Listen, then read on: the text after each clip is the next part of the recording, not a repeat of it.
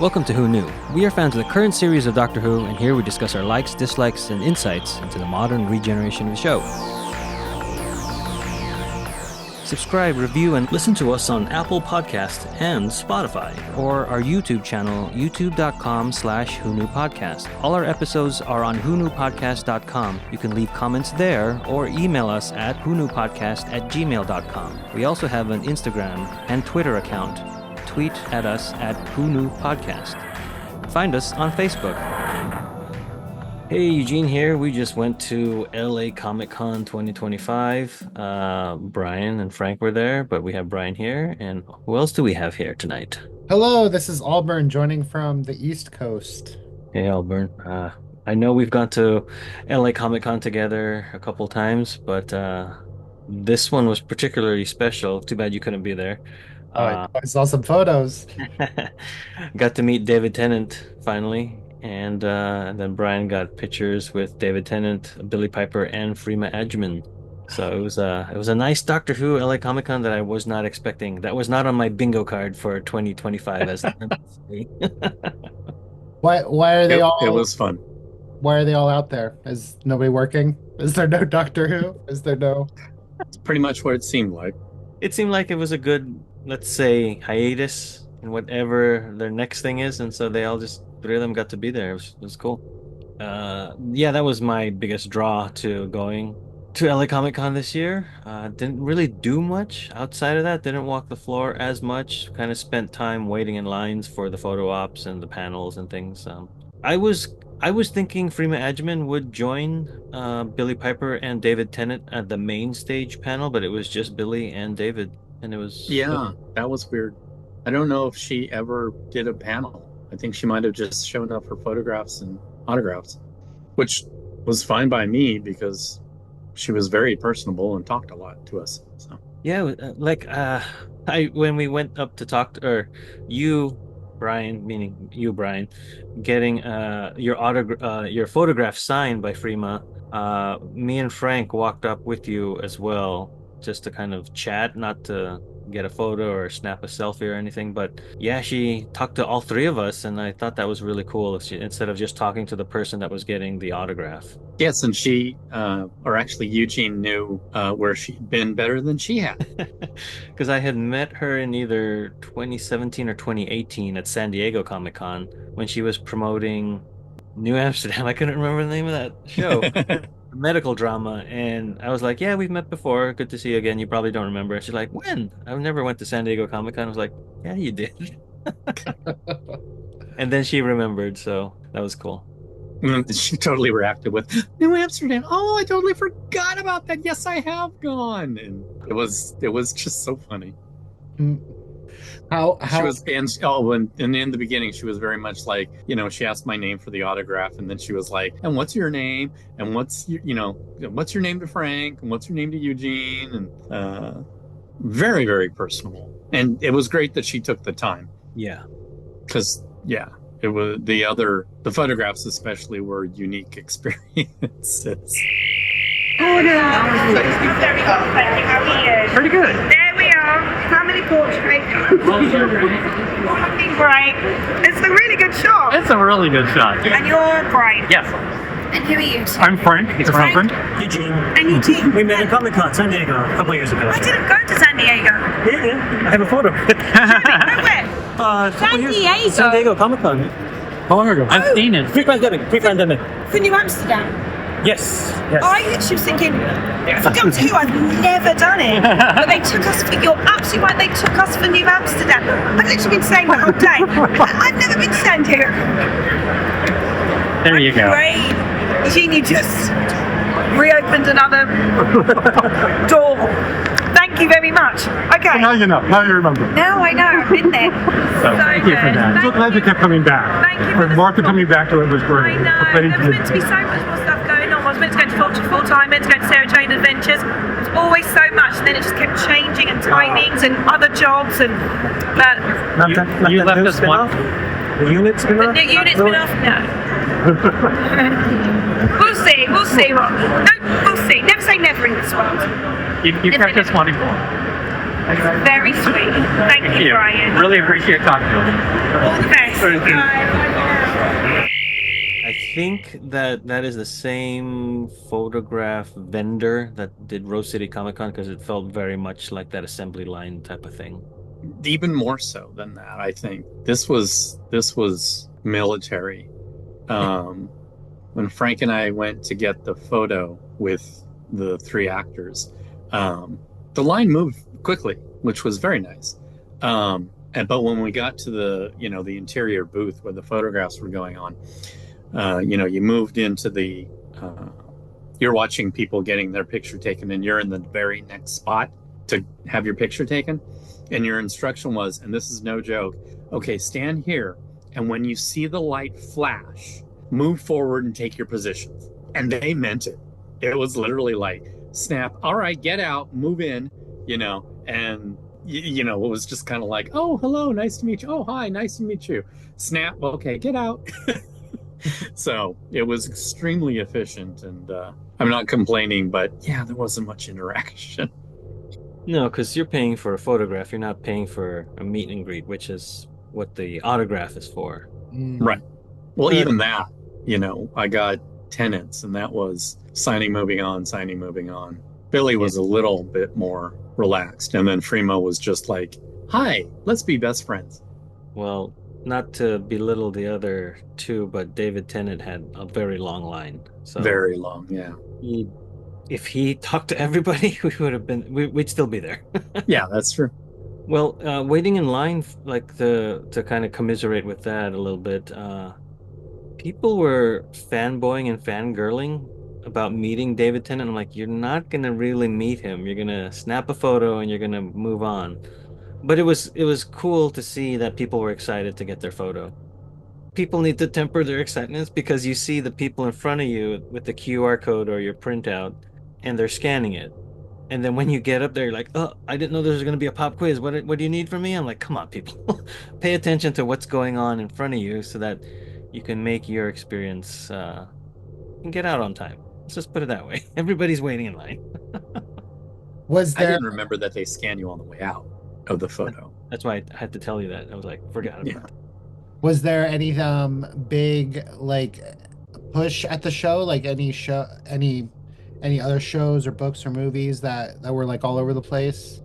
So I learned this from Heather. They like to pair talent, like as in the actors, with other people from a certain show. So there's a connectivity. So other than the Doctor Who talent pool, they had Daredevil, like Marvel stuff. They had Charlie Cox, Paul Bettany, and Elizabeth Olsen were there. And then Charlie Cox's line was insanity. I mean, that thing took up the entire normal waiting area, went into the regular aisles, and it was so far back you couldn't see the signing area. It was so crowded for Charlie Cox. And it also seemed like it never got lower. It just seemed to continually stay really, really long. But he was talking to everybody, so that's probably why. Yeah. And then they also had a Starship Troopers reunion. So they had Casper Van Dien, Dina Meyer, Denise Richards, Jake Busey, and Michael Ironside. Oh, and Patrick Muldoon. That's cool. I worked this season on Denise Richards. It's complicated. Was I'm it, glad she's still working. was it complicated working for that show? No, it wasn't. It was actually very easy. That's good. Yeah. So yeah, one of the things about LA Comic Con is that their main panel or their main stage is standing room only. So that's a bit of a bummer. And small. Yeah. And on the dealer's floor. Showroom floor, yeah. I mean, I get it. Wow. Because you kind of want everybody to see what's going on, but it makes it tough. But you couldn't see because we were right up against dealers' booths. Oh, So like, I mean, even the projection screen, like that's what I think. They want to do that so that people say, "Ooh, that's somebody I recognize. Let me go and check it out." yeah, maybe, but it was just very weird. I agree with that. And my feet were tired from waiting in Yeah. line to then standing in the panel. because I was going to see, Tennant and Billy talk, and then I was going to see Charlie Cox, and then it was going to be Paul Bettany and Elizabeth Olsen. And at the end of the Doctor Who panel, it was like, "That's it. I'm done standing. Thank you. Bye." Yeah, my feet were hurting. Yeah. It, So it also makes it unfortunate because the people that are front of the mob are the people that are going to ask the questions instead of lining up to a mic if you want to ask a question. So you may be up there and you may not want to ask a question. That seems kind of unfair for the people that are not in the front that want to ask a question. But that is my least favorite part of any panel, so whatever. I didn't think they were too bad this time. So they say, "Oh, you with the purple shirt. What's your question?" I just want to say I've been a big fan and thank you for coming. And my name is John Smith, and I've come all the way from Ontario, Canada. I'm like, where's the question? Where's the question? I hate fan Q. He really does. We did notice. Yeah, he really, really does. It I was, mean, I by the get it. time he just gives off this aura, and there was like a 5 foot gap around him. People were like, just back away slow. Because I get it. They want to make it personable and want to make it enjoyable. Because they say, tell us your name, where you're from, and your question, not let me fawn over you. There's a lot of fun. It's a lovely thing to go back to. It was very nice for me to go and do 3 episodes after 15 years of not being part of it, because it was felt so familiar. So it was such a happy, formative, important time that to get to revisit that sort of without the pressure, knowing you were just in for a bit, so you didn't have the pressure of not breaking it. You just got to go back and enjoy everything that it had meant to you, and everything that it had meant to the audience. To dabble in that again was just delicious. It was like being given a big, lovely present. It was really nice. When I went back recently, I just found it very emotional and also really last minute. So everything happened in a sort of cloak and dagger way. And also it's that thing of having to hold a secret for a while from even the closest people in your life. I actually really enjoy it, holding the secret. They kept your secret really well. They really did. Oh, and before we get too far, Billy said nothing of what possibly could be coming up. Yeah, I don't think she could have. That's probably why. Well, yeah, she might not know a single thing, but it was basically like, don't know what you're talking about. Next question. I mean, she did it in a funny way. It wasn't rude or anything, but it was just like, not got nothing to say. But she did say or tell us how it felt coming back into Yes. the universe. Because she mentioned it first for David Tennant's or the 10th Doctor's regeneration when the 10th Doctor goes back and visits Rose Tyler before everything happens with her journey with the Doctor. And she was like, I don't remember how to do Rose Tyler. And then she got into the groove of it. And I think she said something like, was it David Tennant was helping her get back in? I don't remember. But something like just being with those people again was fun and it came back to me. And so She was worried about it, but then I think she kind of said, all of a sudden I was Rose again. and then for those of you who haven't seen, a little bit of a spoiler, the current are not current with Doctor Who, Ncuti Gatwa's Doctor regenerates into Billie Piper. And so she said she felt excited to come back again. And that's all she could say. But that was cool. I'm glad she's excited. Were there any other panels that you guys that were the good, or any panels that were particularly bad? Well, Frank went to the Kristen Ritter panel for Jessica Jones, or just Kristen Ritter in general. And to relate it back to Doctor Who, she worked with David Tennant on Jessica Jones. So she said that working with Tennant is like jazz. You don't know what you're gonna get. He's always putting you on your toes, and it's fun because yeah. There wasn't very many like were a lot of smaller panels that were like, hey, we're fans of the show and we're gonna be talking about this. And it's like, well, that's not what I like. So Oh, I forgot there was also a Scream reunion with Matthew Lillard, Jamie Kennedy. What's the other guy? The other killer with Matthew Lillard. hey, spoilers. That's like a 30-year-old spoiler, Brian. Is it Skeet Ulrich? Yeah, I think you're right. I think that's the other guy, yeah. So they were on stage right before the Billy and David panel.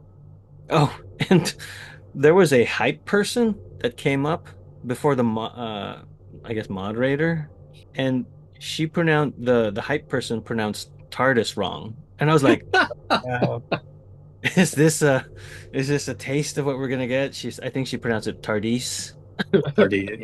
Yeah. Come on. It's like, is she making a joke? No, she's not. Okay. Aw. And you could see like the crowd just like deflated at that moment. And then it quickly inflated when they walked on stage. Yeah. Yes. The moderator wasn't bad either.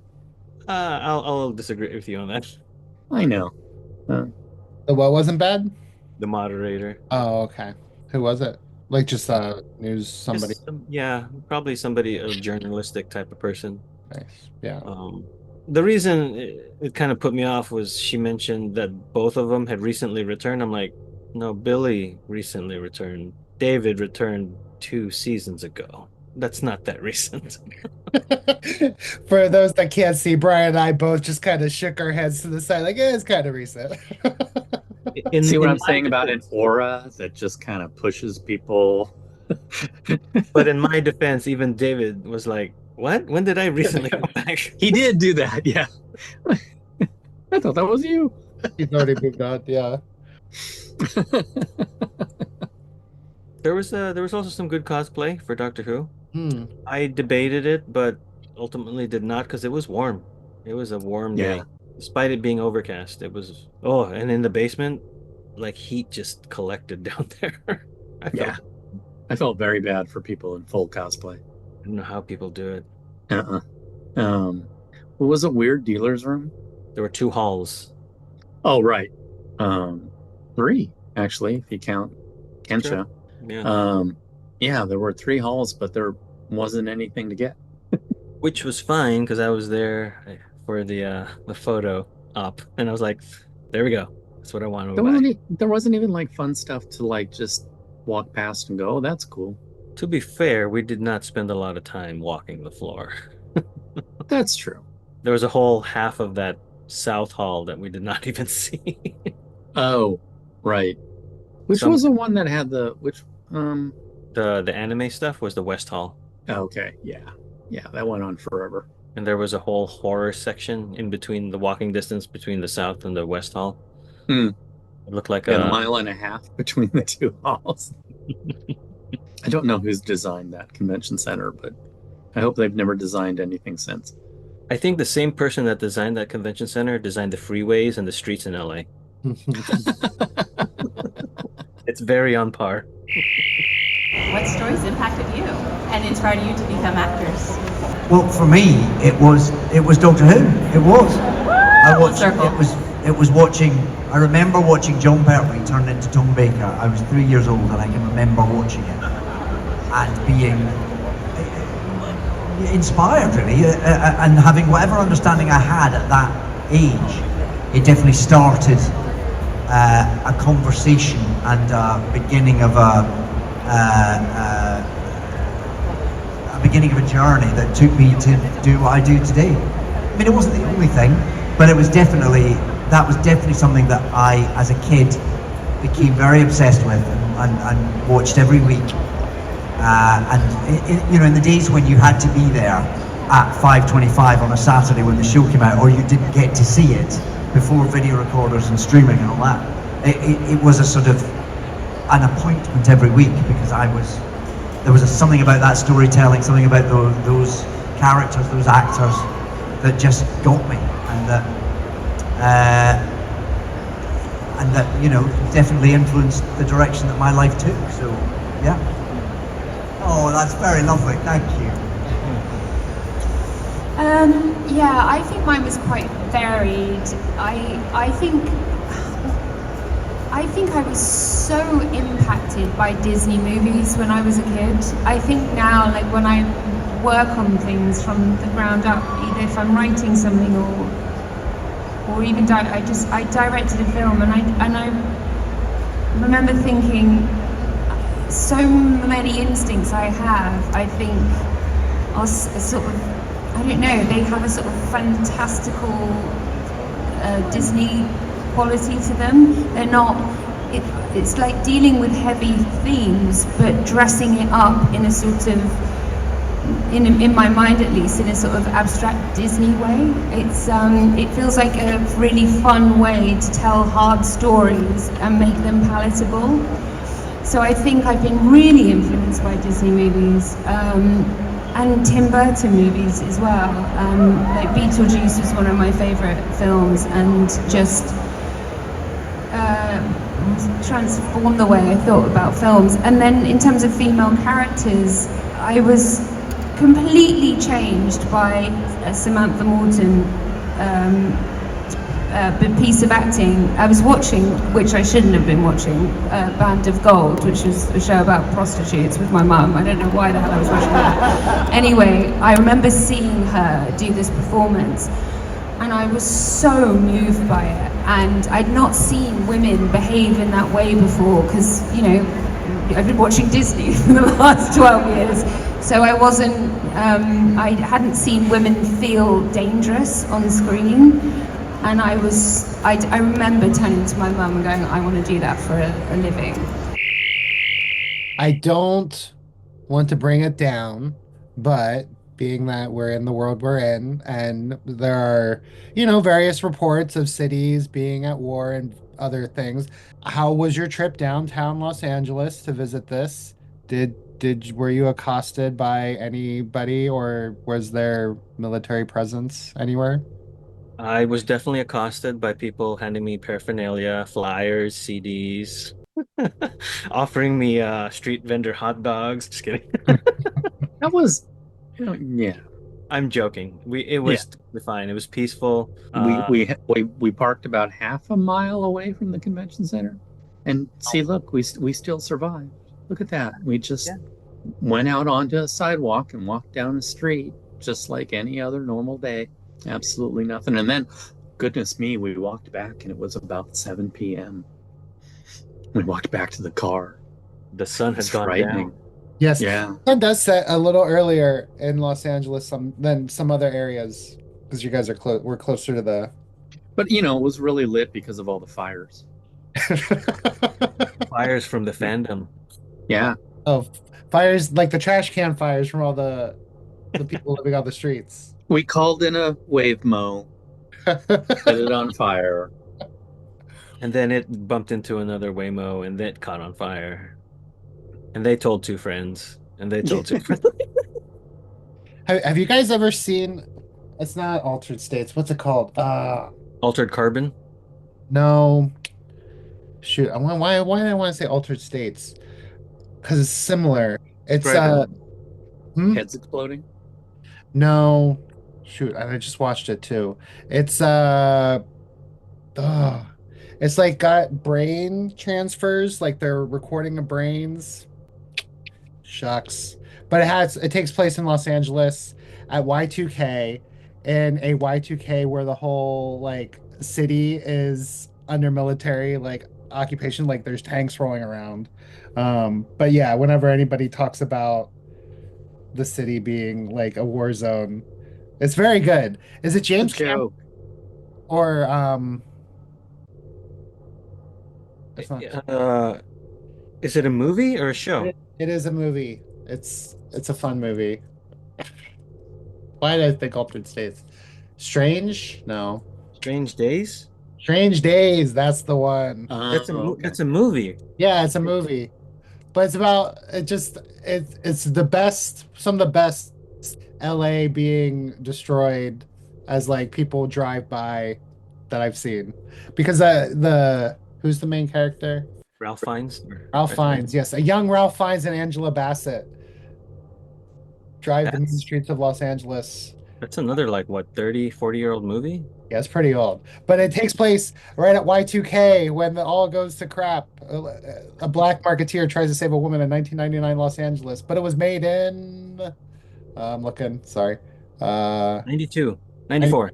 94. So 5 years before the end, they had fun.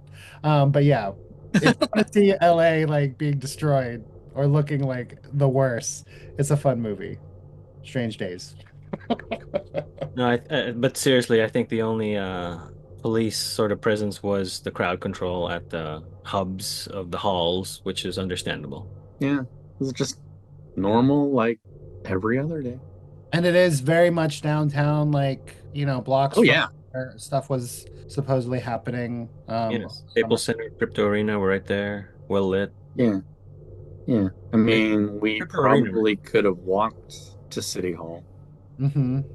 Oh yeah. which is where it was at, but it was only like 2 square miles. So, and it looked like the Lakers won the championship night. That's all it was. It was like, yeah, we've seen this worse. Where they're not flipping the cars over. Yeah, there's Waymo's on fire. That sucks. That's terrible. I don't need military. And one really funny anecdote is I sometimes drive home down Veterans Boulevard to Wilshire Mhm. and get on the freeway there. Well, that's where the federal building is in Westwood. So I was driving down it one of those days and waiting to turn onto Wilshire. And I look to my left, which is the federal building, and I see the 5 military personnel National Guard. standing and it was the federal building. So yeah, could have been National Guard, but could have been, it was Army, and they were bored out of their minds. But what was ironic was you looked to the left and you saw them, and then you looked to your right and you saw the day workers working on the lawns, and it was like, why? What's going on? It was just the most sad juxtaposition I'd ever seen. It was just, I just didn't get it. Yeah. Sorry, that was No, I mean, I think we have to, during this time, tell people that, these cities are fine. LA is fine. Like, Oh, that's right. You weren't here. no, I mean, Oh, Kelsey was there. Like, Kelsey was actually visiting during, like, the National Guard being federalized and the Marines being called in. And so, yeah, but I wasn't there, no. yeah. We're not on fire. We don't need the military. Like No, that it was. force, we don't need it here. And you know how they said LA was under a curfew? That's a lie. A 2 mile square around City Hall was put under a curfew, and the rest of us were going to, go see movies at the Chinese and stuff at the Pantages, which is like Mm-hmm. 7-8 miles away from where this was all going on. It was so weird to, I mean, he lies about everything, but to see him on TV saying Los Angeles is burning down and to literally be in the middle of his lies, it's like I'm looking out the window going, I don't even see any smoke because there is none. And it's just, and the news media kept saying it too. We're reporting from Los Angeles where they're under curfew. No, Just a section. there's 12 million people all around here. It's a 2-mile area. The police can't handle. Then the funny thing was the next day. This was before the military got called in. They were standing around the federal building in downtown. And that was all the National Guards. They were just standing up there, and because that's all they could do. They could just protect buildings. So why were they there? And then they were just standing there watching the police take care of the protesters. So the police were doing their jobs, and the National Guard were doing their jobs too. They just didn't need to be there. It's very frustrating. No, I appreciate it. And like I said, yeah, I think but it's important, I think, for people to to hear, that reaffirming, like everything's okay, like Yeah. hear the truth. Yeah. Yeah, there were a lot of people at downtown LA for other events, and we all got along, despite, seeing weird things that you wouldn't normally see, like people in cosplay. Right. I mean, that's not normal. I mean, and I lived through I, well, it was 92. Was it 92? No, it was earlier than that. I was through the Rodney King riots. Those were no joke. That was real. It was terrifying. It was a very, very terrifying thing.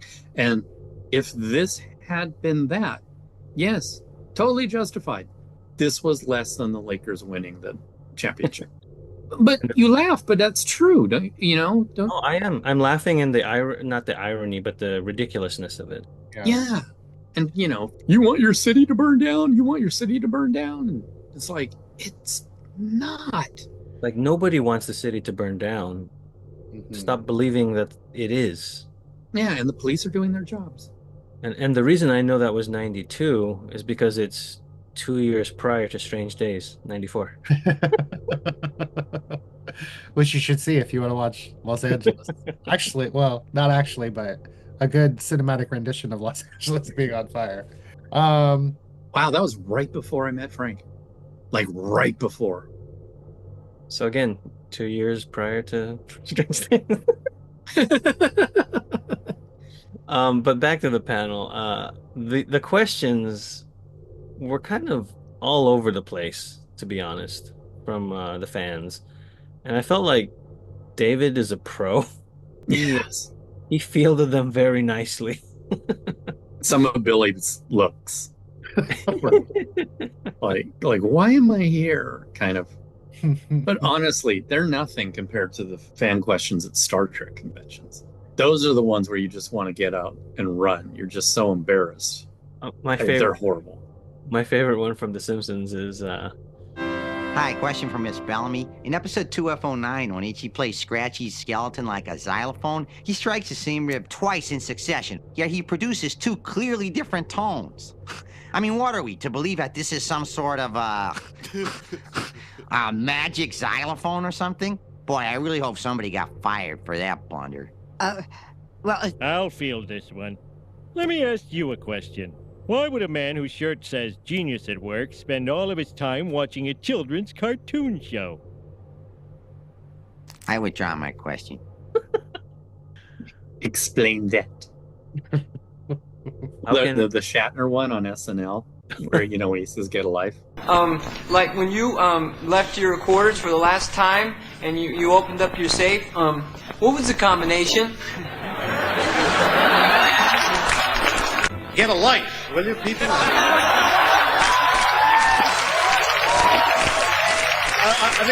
mean, for crying out loud, it's just a TV show. I mean, look at you. Look at the way you're dressed. You've turned an enjoyable little job that I did as a lark for a few years into a colossal waste of time. Which, God, I loved that skit. It was great. But what the embarrassing moment was, I knew what the combination was. So. And then soon after that, I went to a convention, and that's when, like, the first time I saw a division in fandom where, like, 50% of the people, and that was the group I was in, thought it was the funniest thing they'd ever seen. And then the other 50%, didn't find it funny at all. It's like, yeah, hitting too close to home. Anything else from the LA Comic-Con that's worth talking about? Were you guys just there one day, or did you go multiple days? Just one. It worked out. I had my photo op with David right after lunch, and then Brian and Frank had their photo ops closer to 4 or 5 o'clock. Yeah, around 4:30, and then my autographs started like around 5:30. It was a very weird schedule. Like, the main stage wasn't used much early in the day. And then at 3, it was Doctor Who. At 4, it was Daredevil. And at 5, it was, Elizabeth Olsen and Paul Bettany. And it was kind of like boom, boom, boom, boom. And it just so happens Frank and my photographs and autographs were like in the middle of that little clump. But that's okay. I wasn't going to stand. I wasn't going to stand for 3 hours on the That's main stage unfortunate. floor. Yeah, that's very unfortunate because if you want to see all those panels, you're going to be standing for 3+ hours, and that sucks. Yeah, yeah. With no, I mean, it's a mosh pit. You're just like, well, I mean, we weren't really crammed in there, but it was really crowded, and you couldn't get out quick. So, kind of off that, any tips or advice for folks that want to go to LA Comic Con next year? I guess where those pants seats where you have the seat built into your pants, so you can always. There were people who did that in the lines. Yeah, they had their own little stools. I mean, the real advice would be, well, take mass transit to get, or something. Figure out your parking or your transportation to LA Comic Con because it is downtown. And then I would say just schedule, like, look at your panels and look at the photo ops and autograph schedules so that you have time to go to walk to where you need to go. Like, don't put them too close to each other. Yeah, because some things are very far away. No, but yeah, this was the first time, well, not the first time, but I think the biggest Doctor Who talent pool that they've had. Because I want to say it was last year or 2 years ago they had Matt Smith. I don't think he was paired with anybody else. He might have been there paired with maybe Game of Thrones or something else non-Doctor Who related. But yeah, that's the first time I think they've had this much talent from Doctor Who. Because this Comic-Con started fairly new. It's not like been going on for years and years. As far as like 20 years, I mean. Because it started off as Stan Lee's Comic-Kazi, I think. Oh, was this that? Yeah, and then they rebranded. Oh, I remember. I never went, but I remember that. Yeah. I always laughed at the name. Yeah. They probably thought it was insensitive and rebranded. Well, sure. Yeah. Good call. Those were our highlights and topical opinions on geographical, national, political events. Thanks for listening to this LA Comic Con episode. Stay safe, and we will see you next time when the future becomes the present. You just listened to an episode of Who Knew? Our wonderful theme music is by Michael Grady. Find him on Facebook at The Universe Explodes. Additional music is by Damiel Paggio. Additional music by Paul Ohlers. All our episodes are engineered by Alburn, and you can find him at alburnbinkley.com. You can also find this show in several places. Follow us on Twitter at Who Knew Podcast. Subscribe, review, and listen to us on Apple Podcasts and Spotify. Or on our YouTube channel, youtube.com/Who Knew Podcast. All our episodes are on whoknewpodcast.com. Visit our Facebook page. Please leave comments, reviews, and click like to support Who Knew Podcast. To listen to our show on your Amazon Echo device, subscribe to us on Amazon Music. And then ask your Amazon device to play your podcast subscriptions. This podcast is inspired by Doctor Who, the longest-running sci-fi show in history. And especially the revival spearheaded by Russell T. Davis. Thanks to Russell, Sidney Newman, Verity Lambert, Ron Grainer, and all those involved in the adventures of our favorite Time Lord. Your work continues to inspire and entertain.